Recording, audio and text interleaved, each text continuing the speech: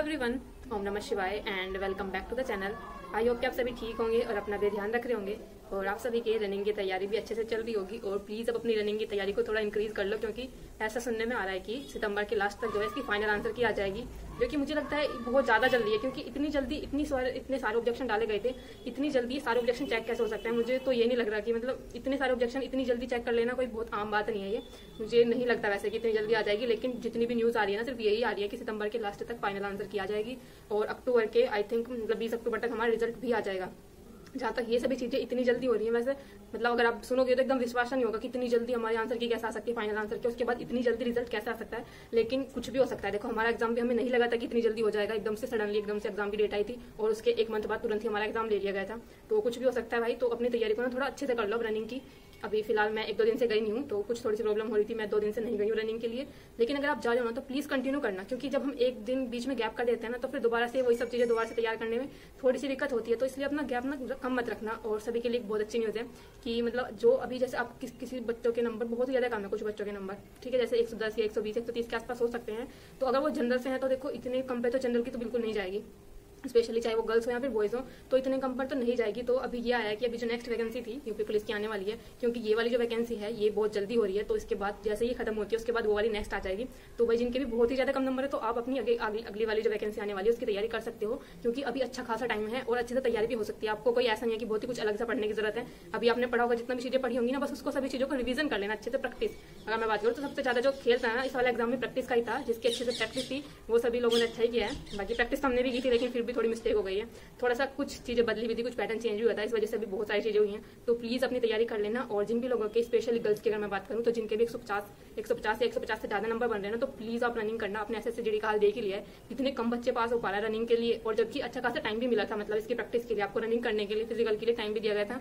तो अच्छी खासी प्रैक्टिस हो जानी चाहिए थी, लेकिन फिर भी इतने लोग फेल हो रहे हैं। अगर स्पेशली बॉयज अगर फेल हो रहे हैं तो ये बहुत बड़ी बात है, क्योंकि गर्ल्स उसके मुकाबले में और भी कम पास होंगी। आपको इतना तो पता ही है, क्योंकि बहुत डिफिकल्ट होता है थोड़ा गर्ल्स के लिए रनिंग करना। स्पेशली यूपी पुलिस की बात करूँ तो भाई रनिंग भी कोई कम नहीं है, इतनी बड़ी रनिंग है 2400, तो थोड़ी डिफिकल्ट होने वाली है। ऑफ कोर्स जिसने पहले कभी नहीं रनिंग की होगी तो बहुत ज्यादा डिफिकल्टी आने वाली है। तो अपनी को ना एक तो डाइट वगैरह ठीक रखो और अपनी रनिंग को ना करते रहो।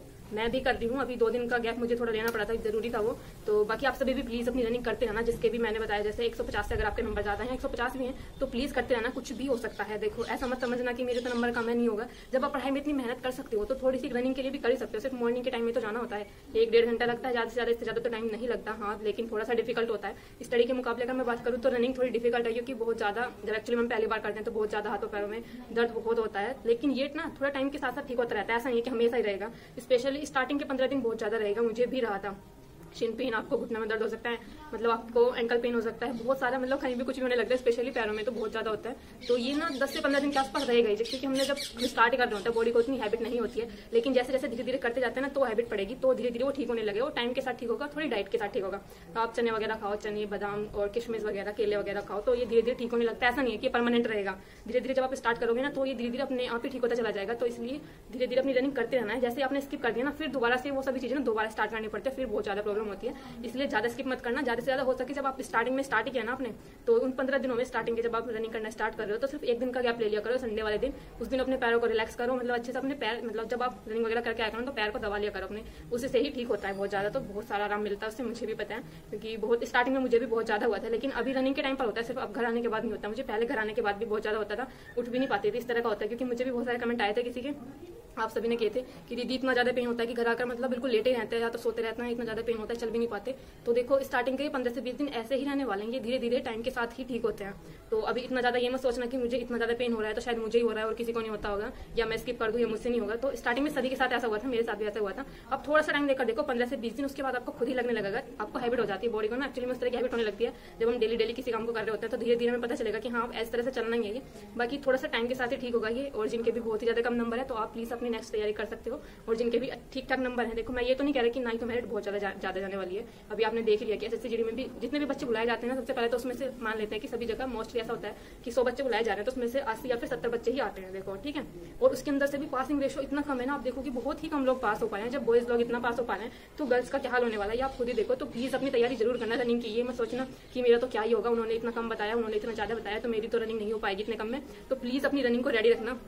ऐसा बिल्कुल भी मत सोचो कि किसी ने क्या बताई है कट ऑफ वगैरह, क्योंकि कुछ चैनल्स तो ऐसे हैं जो अभी भी कट ऑफ की वीडियोस ला रहे हैं। तो प्लीज अपनी तैयारी को करते रहो। जिसने जो भी कट ऑफ बताई है ठीक है, लेकिन तैयारी हमने की थी, मेहनत हमने की थी, और रनिंग और फिजिकल भी करने के लिए हम ही जाएंगे। जब उनकी कट ऑफ नहीं लगेगी या उनकी कट ऑफ मैच नहीं होगी, उनका कुछ नहीं जाने वाला, ना ही वो कुछ बोलेंगे आकर। तो इसलिए जिसको भी लगता है कि मेरे नंबर ठीक ठाक है तो प्लीज अपनी रनिंग करते रहो। ये बॉयज के लिए भी और गर्ल्स के लिए भी, दोनों के लिए ही है। ये मत सोचना कि रनिंग नहीं हो पा रही है तो हम स्किप कर देते हैं, क्योंकि कभी ना कभी तो भाई आपको करनी पड़ेगी पूरी लाइफ में। मैंने भी स्टार्टिंग में सोचा था कि मुझे करना ही क्या है कभी लाइफ में, मतलब रनिंग के लिए मुझे मतलब करना ही क्या है। रनिंग मैंने कभी नहीं की थी, मैं अपनी टीचिंग की प्रिपरेशन करती थी। तो लेकिन देखो लाइफ कभी कभी कहीं भी ले आती है आपको, कभी कभी कुछ चीजें ना चाहते भी करनी पड़ती हैं। तो मुझे लगा नहीं था कि कभी मैं अपनी लाइफ में इतनी रनिंग करने वाली हूँ, लेकिन अभी मैं ट्राई कर रही हूँ बहुत ज्यादा, तो मैं अभी भी नहीं कर पा रही हूँ। लेकिन जब मैंने स्टार्टिंग में स्टार्ट किया था ना, तो मैं भी आप सभी की तरह मुश्किल से 100 या 200 मीटर तक ही दौड़ पाती थी। उसके बाद बहुत ज्यादा सांस फूलने लगती थी। लेकिन अभी इतना तो हो गया कि मैं 1 किलोमीटर बिना रुके, मतलब बिना रुके, बिना कहीं गैप लिए, बिना कहीं रुके हुए एकदम से मैं वॉक करती रहती हूँ। मतलब वॉक नहीं है, थोड़ा स्पीड, थोड़ी ठीक ठाक सी रनिंग करती हूँ। मतलब इतना ज्यादा बहुत ज्यादा ऐसा भी नहीं कि बिल्कुल चल ही रही हूँ, और इतना भी ज्यादा स्पीड से नहीं कि मैं एकदम दौड़ के जा रही हूँ। बस ठीक ठाक से मैं 1 किलोमीटर बिना रुके दौड़ पा रही हूँ। मुझे लगता है ये मेरे लिए भी बहुत बड़ी अचीवमेंट है, क्योंकि मैंने ना इतना सोचा भी नहीं था कि मैं कर पाऊंगी। क्योंकि मुझे स्टार्टिंग में बिल्कुल ऐसा लगा था, जब मैंने 100-200 भी नहीं कर पाती थी मैं, मुझे ऐसा लगता था कि शायद मेरे साथ ही प्रॉब्लम है, मुझसे हो ही नहीं पाएगी। तो देखो आपको भी स्टार्टिंग में ऐसा लगेगा, लेकिन धीरे धीरे जब आप करते जाओगे, डेली जाते जाओगे, करते जाओगे, तो धीरे धीरे सब ठीक होने लगेगा स्टार्टिंग में। और एक चीज ध्यान रखना, अच्छे से एक्सरसाइज और वार्म अप वगैरह अच्छे से किया करो। ये सभी चीजें ना बहुत ही ज्यादा बेनिफिट करते हैं। स्टार्टिंग में मैं सोचती थी कि क्या ही होता है, थोड़ी सी कर लेंगे, बस 1-2 इधर से कुछ एक्सरसाइज की, थोड़ी सी एक्सरसाइज की और चल दिए दौड़ने के लिए, और इतना ज्यादा पेन होता था और आके भी ज्यादा नहीं करते थे। लेकिन अभी थोड़ा मैंने काफी सारी वीडियोस देखी हैं कि कौन सी बेस्ट एक्सरसाइज होती है, पहले कौन सी करनी चाहिए, बाद में कौन सी करनी चाहिए, काफी सारी चीजें देखी हैं। तो अब मैं मतलब काफी चीजें हेल्प मिली है सभी से। देखो ऐसा नहीं होता कि किसी भी चीज को हम देख रहे हैं तो हमें कुछ हेल्प नहीं मिलेगी, बहुत ज्यादा हेल्प हुई है। आप देख लेना कि कौन सी एक्सरसाइज हमें पहले करनी चाहिए, कौन सी बाद में करनी चाहिए, कितनी कितनी देर करनी चाहिए, काफी हेल्प मिलेगी उस चीजों से। जो पेन होता है ना वो भी कम होता है उसकी वजह से। तो इस तरह से था। बाकी मुझे सीटेट वालों के लिए ये बताना था। देखो सीटेट के फॉर्म पाई चुके हैं, आई होप कि आप में से कुछ लोगों ने सीटेट के फॉर्म भर भी दिए होंगे। मैंने अभी नहीं भरा है, क्योंकि मैं अभी कहीं नहीं हूँ, काफे पर, गांव में कहीं पर भरा नहीं जाएगा, मुझे बाहर जाना पड़ेगा अपना फॉर्म फिल कराने के लिए। तो अभी जब मैं 1-2 दिन में बाहर जाऊंगी, जब मेरा अभी 28 तारीख को मेरे प्रैक्टिकल्स हैं DLED के, तब मैं अपने प्रैक्टिकल देने जाऊंगी, तब मैं अपना एग्जाम, मतलब जो सीटेट का फॉर्म है वो वाला फिल भी करा लूंगी। तो यही था। एक मुझे ये चीज बतानी थी, जैसे आप सभी बोल रहे थे ना कि दीदी अपीयरिंग में या फर्स्ट सेमेस्टर में डाल सकते हैं क्या, तो ऑफकोर्स डाल सकते हैं। अपीयरिंग में भी डाल सकते हैं, चाहे वो BEd का अपीयरिंग हो या फिर DLED का अपीयरिंग हो, ठीक है। किसी भी अपीयरिंग में, चाहे सिर्फ आपने अभी एडमिशन ही लिया हो, BEd में हो या फिर BTC में सिर्फ एडमिशन लिया हो ना, तो भी आप सीटेट का एग्जाम फॉर्म फिल कर सकते हैं, और वो वैलिड भी होगा। ऐसा नहीं है कि वो वैलिड नहीं होगा, क्योंकि आप 1200 रुपये में फीस डालकर इतना एग्जाम देने जाओगे, सब चीजें करोगे, पढ़ोगे, तो ऑफकोर्स वो वैलिड होगा भाई, बिल्कुल वो वैलिड होगा। मेरे पास जो मैंने BEd में जो अपना सीटेट का एग्जाम क्लियर किया था वो अपीयरिंग में किया था, और वो वैलिड था, क्योंकि मैंने उसके बाद KVS का एग्जाम भी दिया था, तो वो वैलिड था। ऐसा कुछ नहीं होता कि जो अपीयरिंग में हम एग्जाम देते हैं सीटेट का वो वैलिड नहीं होता, वो ऑफकोर्स वैलिड होता है। उसका पूरा आपके पास डिजिलॉकर में उसका सर्टिफिकेट आ जाता है, सब कुछ होता है, वो वैलिड होता है। तो अच्छे से दे लेना। तो मैं एक चीज बता दूं कि BEd वाले जो है ना, अब पहला पेपर नहीं दे पाएंगे। जो सीटेट का फर्स्ट पेपर होता है, जो कि पहली क्लास से लेकर 5वीं क्लास तक के बच्चों के लिए होता है, BEd वाले वो वाला पेपर नहीं दे सकते हैं। BEd वाले सेकंड पेपर दे सकते हैं। सीटेट का पेपर सेकंड जो होता है 6ठी क्लास से 8वीं क्लास तक के बच्चों के लिए, BEd वाले सिर्फ वो दे सकते हैं, और BTC वाले दोनों दे सकते हैं, चाहे वो 1 से लेकर 5वीं तक वाला हो। सीटेट का पेपर फर्स्ट हो या सेकंड हो, यानी कि मतलब BTC वालों के पास दोनों ऑप्शन है, 1 से 5 और 6 से 8। लेकिन BEd वालों के पास अभी सिर्फ यही ऑप्शन है कि वो सेकंड पेपर ही दे सकते हैं, 6 से 8 वाला। तो ये छोटी सी चीज बतानी थी। और अपनी जब आप फॉर्म फिल करोगे ना, तो बहुत ध्यान से अपनी लैंग्वेज लेना।